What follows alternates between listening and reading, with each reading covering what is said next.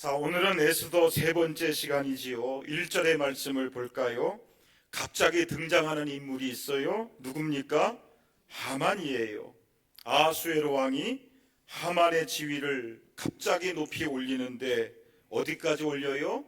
모든 대신 위에 높이게 됩니다. 아마도 하만을 가장 높은 지위였던 총리직에 임명했을 것입니다. 하만이 페르시아 제국 권력 순위 두 번째가 된 거예요. 자, 그리고 2절에 왕이 어떤 명령을 내립니까? 모든 신하들이 하만에게 어떻게 하라? 꿇어 절하라. 오늘 사건은 여기에서 시작이 됩니다. 5절의 말씀을 보겠습니다. 5절 다 같이 읽겠습니다. 시작. 하만이 모르드게가 무릎을 꿇지도 아니하고 절하지도 아니함을 보고 매우 노하더니. 자, 이제 모든 신하들이 왕의 명령을 따라서 하만에게 무릎을 꿇는 거예요. 그리고 절을 하는 거예요. 근데 누구만 절하지 않아요? 모르드게만 절하지 않아요. 여러분, 모르드게의 직책이 뭡니까? 대궐문직이에요. 그러면 하만과 모르드게 누가 더 높은 거예요? 하만이 훨씬 높아요. 하만은 왕 다음에 가장 높은 직책이었고 모르드게는 대궐 문지기에 불과했어요. 그러니 두 사람을 비교해 보면 하늘과 땅 차이만큼 권력 차이가 나는 거예요. 그런데도 모르드게가 하만에게 절하지 않는 것입니다. 그 사실을 알고 하만이 크게 분노하게 돼요. 자, 그렇게 시작한 하만의 분노가 어떻게 되었을까요? 6절의 말씀을 보겠습니다. 6절 다 같이 읽겠습니다. 시작. 그들이 모르드게의 민족을 하만에게 알림으로 하만이 모르드게만 죽이는 것이 부족하다고 생각하고 아수에로의 온 나라에 있는 유다인 곧 모르드게의 민족을 다 멸하고자 하더라. 일이 점점 더 커지고 있어요. 여러분, 하만의 분노가 어디까지 이어지고 있습니까? 자신에게 절하지 않았던 모르드게, 그 모르드게를 죽이려고 그래요. 그리고 모르드게 한 사람으로는 분이 풀리지 않는 거예요. 그래서 모르드게가 유다인이니까 페르시아 제국의 모든 유다인들을 다 죽이겠다 결심을 해요. 그리고 이 결심이 구체화되기 시작합니다. 즉, 하만의 분노가 점점점 커지게 되는데 결국에는 왕의 허락을 받게 되고 유다인 전체에 대한 학살 명령을 내리게 됩니다. 13절에 보니까 페르시아 제국 전체에 어떤 명령이 하달이 돼요? 12월 13일 하루 동안 모든 유다인들을 다 죽이라는 거예요. 그리고 유다인들의 재산을 강제로 빼앗으라라는 거예요. 여러분, 하만이 처음에 모르드게가 자신에게 절하지 않는다 그 사실을 보고 화가 났어요. 이런 경우 우리에게도 화가 날 수 있겠지요. 누가 나를 무시한다, 인사하지 않는다, 화가 날 수 있어요. 그러나 문제는 하만의 분노가 어떻게 됩니까? 점점점 커지게 됩니다. 그래서 이제는 끝을 알 수 없는 모습으로 파괴적이고 폭력적으로 폭발하고 있다라는 거예요.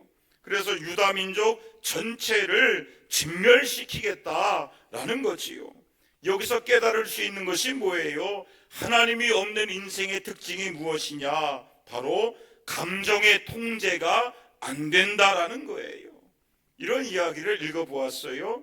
자신의 힘이 천하무적이라고 자랑했던 헤라클레스가 어느 날 아주 좁은 길을 가다가 사과 크기의 이상한 물건이 땅에 떨어져 있는 것을 발견하게 됩니다.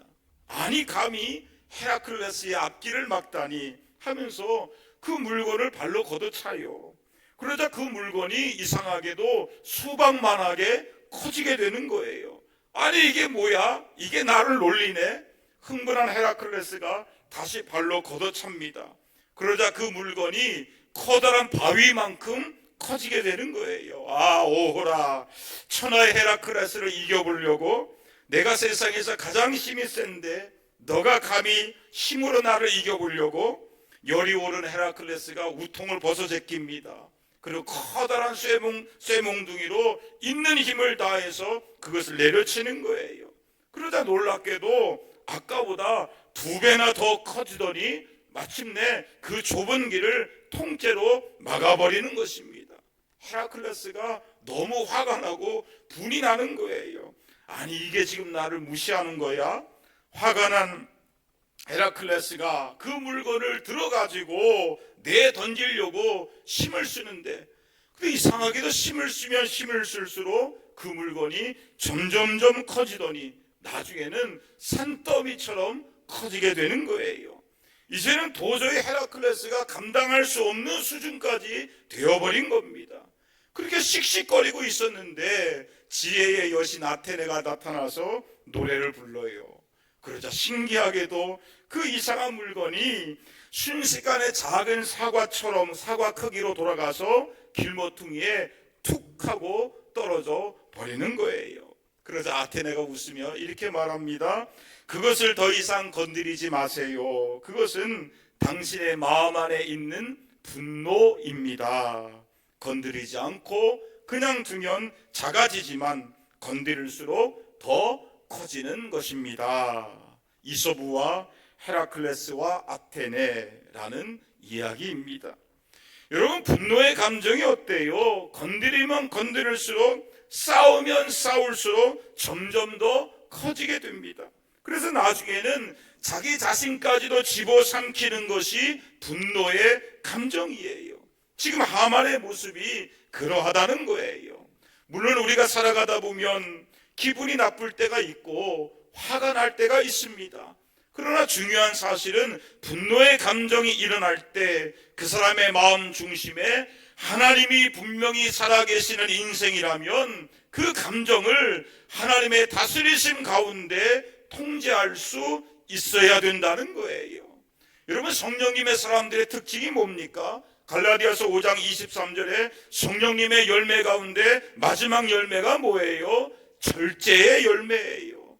여기서 절제란 단순히 참는다, 그런 뜻이 아닙니다. 욕망에 끌려가지 않도록, 감정에 끌려가지 않도록 스스로를 통제하고 자제하는 것을 말하는 거예요. 그래서 우리의 감정과 말과 행동과 습관을 내 본성이 원하는 대로 쏟아내는 것이 아니라 성령께서 원하시는 모습으로 만들어가는 것을 말해요. 에베소서 4장 26절과 27절에 이런 말씀이 있잖아요. 우리 다 같이 읽겠습니다. 시작. 분을 내어도 죄를 짓지 말며 해가 지도록 불을 품지 말고 마귀에게 틈을 주지 말라. 여러분 따라해 봅시다. 마귀에게 틈을 주지 말라. 우리가 화를 낼 수 있어요. 희노애락은 자연스러운 겁니다. 그러나 무엇을 하지 말라는 거예요? 해가 지도록 분을 품지 말라는 거예요. 즉 자기 감정을 다스리고 통제하라는 거예요. 왜냐? 오랫동안 분노의 마음을 품고 있으면 결국에는 마귀가 그 틈을 타서 역사하기 때문에 그렇습니다. 창세기 4장에 보면 하나님께서 아벨의 제사를 받으셨지만 가인의 제사를 거부하시지요. 가인은 동생 아벨에 대한 원망과 분노의 마음을 품게 됩니다. 근데 시간이 지나니까 어때요? 동생을 향한 원망과 분노가 점점 더 커지게 되는 거예요. 그래서 나중에 이 분노가 동생을 죽이려고 하는 마음까지 자라나게 되었다는 거예요. 하나님께서 그러한 가인의 마음을 아시고 이런 말씀을 하시지요. 창세기 4장 6절과 7절의 말씀을 우리 다 같이 읽겠습니다. 시작. 여호와께서 가인에게 이르시되 내가 분하여 함은 어찌 됨이며 안색이 변함은 어찌 됨이냐. 내가 선을 행하면 어찌 낯을 들지 못하겠느냐. 선을 행하지 아니하면 죄가 문에 엎드려 있느니라. 죄가 너를 원하나 너는 죄를 다스릴지니라. 여러분 따라해 볼까요? 너는 죄를 다스릴지니라. 지금 가인의 마음속에는 동생을 향한 분노의 마음이 가득 차서 동생을 죽이려고 하는 마음으로까지 자라나게 됩니다. 하나님께서 그 마음을 아시고 가인에게 말씀하시는 거예요. 너는 죄를 다스릴지니라. 그러나 가인이 그 마음을 다스리지 못해요. 결국 동생을 죽이게 되는 최초의 살인자가 되고 말지요. 여러분, 우리가 예수님의 사람이라면 우리는 마땅히 예수님의 영향력 아래 살아야 될 줄로 믿습니다. 주님의 다스리심과 통치하심과 주권 속에 순종해야 돼요. 설사 그것이 우리의 분노의 감정이라 할지라도 너가 어찌하여 화를 내느냐, 너는 죄를 다스릴지니라 라고 말씀하시는 그 하나님의 음성 앞에 우리가 순종할 수 있기를 원합니다. 그럴 때 우리가 예수님의 사람으로 살아갈 수 있게 되는 거예요.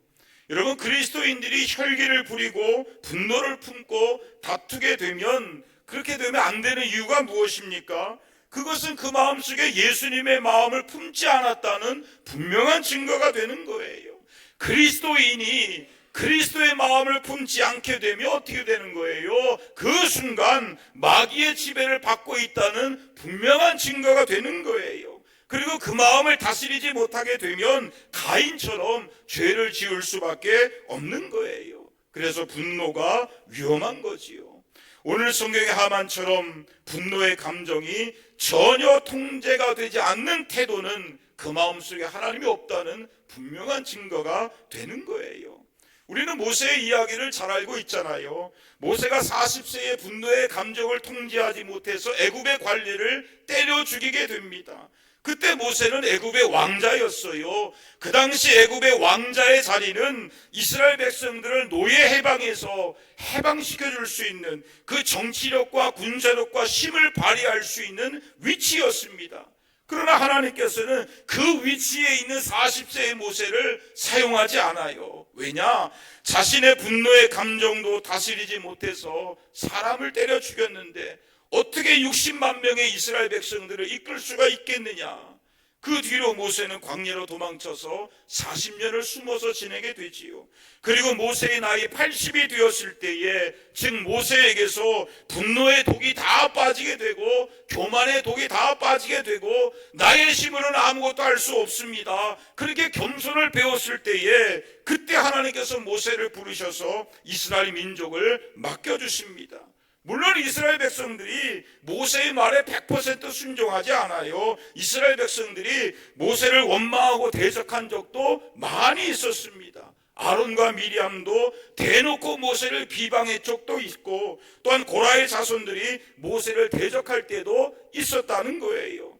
그러나 그때마다 모세는 분노함으로 맞서지 않았다는 거예요. 오히려 침묵을 지키게 됩니다. 그 모습을 성경은 이렇게 말씀하고 있습니다. 민수기 12장 3절에 이 사람 모세는 온유함이 지면의 모든 사람보다 더하더라. 여러분, 모세가 어떻게 자기를 비방하고 대적하며 심지어 자기를 죽이려고 하는 그 상황 속에서도 오히려 온유함을 지켜낼 수가 있었을까요?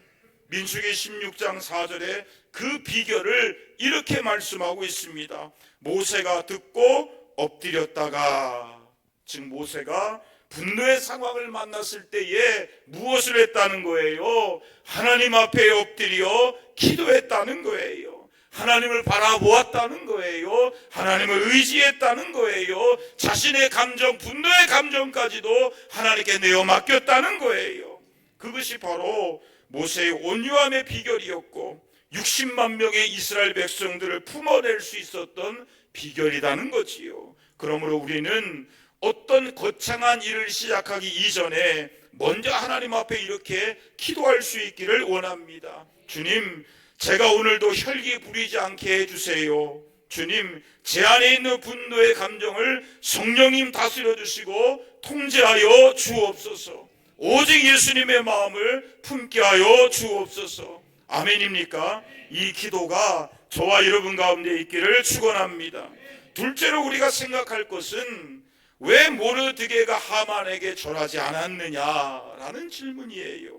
우리가 생각해 볼 때, 아니 그냥 하만에게 고개 숙이고 절하게 되면 아무런 문제도 일어나지 않았을 것인데 왜 하만에게 절하지 않아서 이렇게 문제를 크게 만드는 것인가, 그렇게 생각할 수 있어요. 그렇다면 모르드게가 왜 하만에게 절하지 않았을까요? 4절의 말씀을 보겠습니다. 4절 다 같이 읽겠습니다. 시작.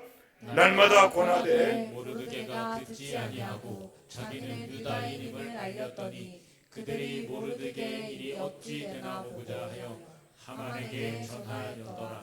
모르드게가 하만에게 절하지 않자 동료들이 날마다 권하는 거예요. 야, 너는 왜 왕의 명령에 거역하느냐? 너 그러다가 잘못하다 죽어. 그러니 이제 고개 숙이고 하만에게 절을 해라. 날마다 이렇게 권하는 거지요. 근데 여기에 대하여 모르드게가 했던 대답이 무엇입니까? 나는 누구이다? 유다인이다. 우리는 여기서 모르드게가 왜 하만에게 절하지 않았는가 이유를 짐작해 볼 수 있어요. 그것은 자기가 유다 사람이다, 그 자기 정체성을 지키기 위함이었습니다. 즉 모르드게가 하나님의 백성이라는 신앙의 정체성을 지키기 위하여 목숨을 걸고서라도 하만에게 절하지 않았다는 거예요. 그런데 여러분, 모르드게가 평소에 어떻게 했을까요? 페르시아 왕을 비롯해서 자기보다 지위가 높았던 사람들, 그 사람들에게도 무릎 꿇지 않았을까요? 그 사람에게도 아예 절하지 않았을까요? 그러진 않았을 것입니다. 고대 페르시아의 전통적인 예법은 지위가 낮은 사람이 자기 상관에게 절을 하는 거예요. 그러니 모르드게도 페르시아의 전통적인 예법을 따라서 다른 상관들에게는 절을 했을 거예요. 고개를 숙였을 것입니다. 예법을 지켰을 거예요. 만약에 대궐의 문직이었던 모르드게가 다른 상관들에게 절하지 않았고 인사하지 않았다면 어떻게 되었을까요? 벌써 문제가 터졌을 거예요. 그래서 처형되거나 쫓겨났을 것입니다. 그러면 모르드게는 왜 유독 하만에게만 절하지 않았을까요? 그리고 하만에게 절하지 않는 것과 유다 사람이라는 정체성이 과연 무슨 상관이 있을까요? 1절의 말씀을 다시 볼까요? 자, 하만이 어디 출신입니까? 아각 사람이에요.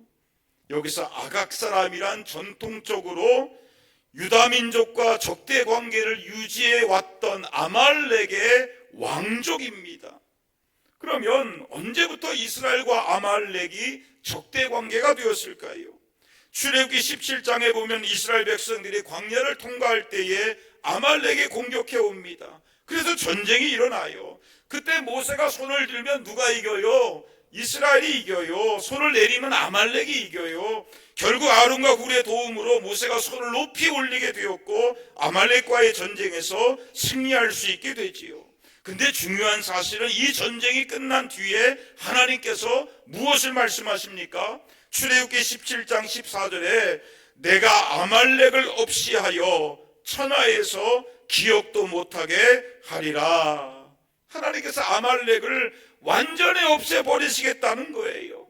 16절 말씀에 보니까 아말렉에 대한 하나님의 마음이 얼마나 진심이었던지 뭐라고 말씀하십니까? 하나님께서 맹세하셨다는 거예요. 여호와가 아말렉과 더불어 대대로 싸우리라. 즉 하나님께서 이스라엘 백성들을 통하여 아말렉과 대대로 싸우겠다. 그것을 하나님 스스로가 맹세하셨다라는 거예요. 그러면 하나님께서 왜 아말렉을 없애려고 하셨을까요? 신명기 25장 17절의 말씀을 보겠습니다. 아말렉이 행한 것이 무엇입니까? 이스라엘 백성들이 애굽에서 나올 때에 아말렉이 공격해 오는데 누구를 공격해요? 이스라엘 백성들 가운데 뒤에 떨어진 사람들, 그 사람들을 공격해요. 여러분, 어떤 사람들이 행렬 가운데 뒤처지게 됩니까? 약한 사람들이에요. 어린 아이들이에요. 병든 사람들이에요. 그 사람들을 잔인하게 공격했다는 거예요. 참으로 비열한 모습이지요. 그리고 아말렉 사람들이 누구를 두려워하지 않아요? 하나님을 두려워하지 않습니다. 그 악한 죄에 대하여 하나님께서 잊지 않으시겠다는 거예요. 그래서 19절에 하나님께서 무엇을 명령하십니까? 너는 잊지 말지니라. 그리고 나서 수백 년이 지난 뒤에 또 어떤 사건이 일어나게 되었을까요? 하나님께서 이스라엘의 첫 번째 왕이었던 사울 왕에게 아말렉을 진멸시키라 명령하십니다. 심지어 아말렉 사람들이 키우던 가축까지도 다 죽이라 그래요. 그러나 사울 왕이 순종합니까? 순종하지 않습니까? 잘 몰라요? 순종하지 않아요. 사무엘상 15장 7절을 볼까요?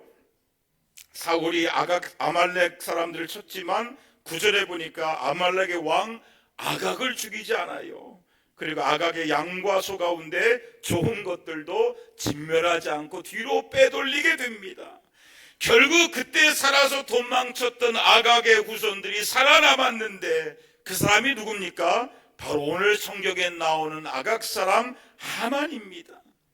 참으로 하나님께서는 아말렉과 대대로 싸울 것이다 스스로 맹세하실 정도로 아말렉은 하나님 보시기에 악한 민족이에요. 그런데 그 핏줄인 하만이 수백 년이 지난 뒤에 페르시아 제국의 2인자가 되었다라는 것은 사탄의 세력이 얼마나 끈질기고 강한 것인가를 우리에게 보여줍니다.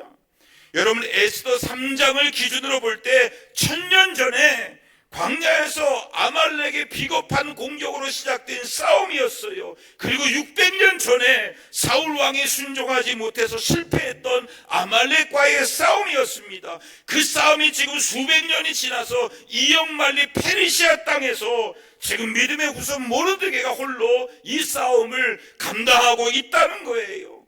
여러분, 여기서 우리가 깨닫게 되는 것이 무엇입니까? 믿음의 조상이 자신들에게 주어진 영적인 전쟁과 자신들에게 주어진 하나님의 사명을 감당하지 못하게 된다면 그 후손들이 두고두고 그 일로 인하여 고통을 겪을 수밖에 없다는 거예요. 사울 왕이 하나님의 말씀에 순종하지 않았고 남겨두었던 그 아말렉의 왕 아각의 후손들이 살아서 수백 년이 지난 지금 오히려 유다 민족을 멸망시키려고 하는 그 무서운 칼이 되어서 돌아올 줄은 사울 왕은 전혀 몰랐을 거예요. 그러므로 우리 시대에 우리가 감당해야 할 하나님의 사명이 있다면 결코 놓치지 말고 감당할 수 있기를 원합니다. 우리 시대에 우리가 싸워야 될 그 영적인 전쟁이 있다면 확실히 우리가 승리할 수 있기를 원합니다. 그렇지 않다면 우리의 자녀와 후손들이 더 무서운 영적인 공격을 받게 된다는 사실을 우리는 기억해야 되는 거예요. 마귀는 세대가 바뀌어도 변함없이 믿음의 사람들과 그 후손들을 공격하는 거예요. 그러므로 나 자신뿐만 아니라 우리의 자녀와 후손들을 위해서라도 내가 마땅히 싸워야 할 영적인 전쟁이 있다면 반드시 싸워 승리할 수 있기를 원합니다. 그리고 내가 감당해야 할 하나님의 사명이 있다면 온전히 순종함으로써 감당할 수 있기를 축원합니다. 이제 유다 민족은 하만의 계략을 따라서 12월 13일 전멸당하게 돼요. 어찌 보면 그 모든 일의 시작은 하만에게 절하기를 거절했던 모르드게로부터 시작된 거예요. 그런데 여러분, 여기서 우리가 기억해야 될 것이 있어요. 우리 그리스도인들이 세상을 살아가다 보면 모르드게처럼 결코 타협해서는 안 되는 순간을 만나게 된다는 거예요. 세상 사람들이 다 그 넓은 길을 간다 할지라도 하나님의 사람인 나는 결코 가서는 안 되는 길이 있다는 거예요. 비록 그 길이, 그 선택이 좁은 문이라 할지라도, 그래서 모르드게처럼 목숨을 잃고 모든 것을 다 잃어버린다 할지라도 우리가 하나님의 자녀라면 반드시 가야 할 믿음의 길이 우리에게 있는 줄로 믿습니다. 마태복음 7장 13절과 14절에 이런 말씀이 있지요. 다 같이 읽겠습니다. 시작. 좁은 문으로 들어가라. 멸망으로 인도하는 문은 크고 그 길이 넓어 그리로 들어가는 자가 많고 생명으로 인도하는 문은 좁고 길이 협착하여 찾는 자가 적으리라. 이런 믿음의 길이 아무리 좁은 길이라 할지라도 그 문으로 들어갈 수 있기를 원합니다. 그 좁은 문이 우리를 살리는 생명의 문이 되는 줄로 믿습니다. 여러분, 중요한 사실은 모르드게가 하만에게 절하지 않아서 유다 민족 전체가 진멸할 위기를 당하게 되었는데 결국 어떻게 되었어요? 정말로 그 날짜에 유다 민족이 다 멸망을 당했습니까? 그러지 않았다는 거예요. 오히려 반대의 일이 일어나게 돼요. 오히려 반대로 하만과 아말렉이 완전히 멸망을 당하는 일이 일어나게 됩니다. 무슨 뜻입니까? 비록 좁은 문이지만 우리가 그 믿음의 길을 선택하게 된다면 하나님께서도 우리를 선택해 주시는 거예요. 하나님께서 우리를 살려주시는 거예요. 그래서 우리의 모든 상황들이 선하게 역전되는 줄로 믿습니다. 오늘은 어린이 주일이지요. 우리가 우리의 자녀들에게 무엇을 남겨주어야 될까요? 그것은 모르드게처럼 신앙의 정체성을 지키는 것이고 세상의 한복판에서도 오직 말씀에 순종할 수 있는 신앙을 유산으로 남길 수 있기를 원합니다. 여러분, 에스더가 고아였을 때에 모르드게가 에스더를 딸처럼 키웠어요. 그때 모르드게가 에스더에게 무엇을 남겨주었을까요? 재산이 아니에요. 권력이 아닙니다. 오직 하만에게 무릎 꿇지 아니하는 그 신앙을 가르쳐 주었다는 거예요. 그럴 때 에스더를 통하여 한 민족이 구원받게 되고 살아날 수 있게 되었다는 거예요. 즉 신앙의 유산이 역사를 바꾼 것입니다. 신앙의 유산이 운명을 바꾼 거예요. 신앙의 유산이 그 영혼과 그 민족을 구원해낸 것입니다. 그러므로 오늘 우리가 과연 무엇에게 무릎을 꿇고 있고 절하고 있는지를 점검해 볼 수 있기를 원합니다. 혹시나 세상을 향하여 타협하고 무릎 꿇고 절하는 것들이 있다면 단호하게 끊어낼 수 있기를 원합니다. 그리고 한 가지 결심할 수 있기를 원합니다. 주님, 저는 제 자녀들에게 모르드게의 신앙을 유산으로 남길 수 있기를 원합니다. 세상의 그 어떤 하만 앞에서도 흔들리지 않고 무릎 꿇지 않으며 절하지 않게 하여 주옵소서. 오직 하나님 말씀을 두려워하며 말씀 앞에 순종하며 끝까지 믿음의 길을 걸어가게 하여 주옵소서. 아멘입니까? 이 믿음의 결단과 기도가 저와 여러분 가운데 있기를 원합니다. 그래서 우리의 자녀들이 이 시대를 구원할 수 있는 모르드게요 에스더가 다 될 수 있기를 예수님의 이름으로 축원합니다. 아멘.